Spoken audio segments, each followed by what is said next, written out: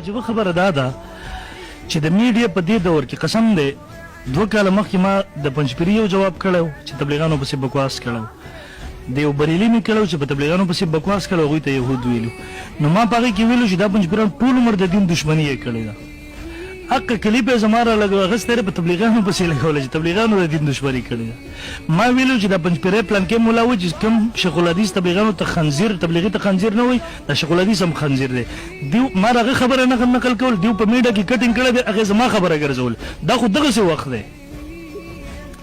نو زه به درته هغه حدیث ویم ته خو په ما جرحه کې اخره کې دې ویلې چې دا فاسق شو فاسق مناظر اسلام نشي جوړلی کفا بالمرء کذبا ان یحدث بكل ما سمع دا د رسول الله صلی الله علیه وسلم حدیث دی که ته واقعي شیخ الحدیث وي نو ستا مخې ته به دا وي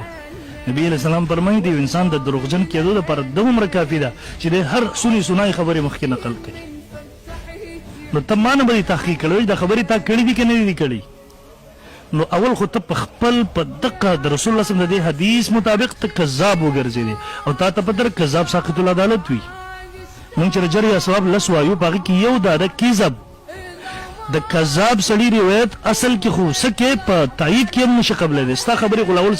اول په خپله د ځان ساقط العدالت او مردود وګرځو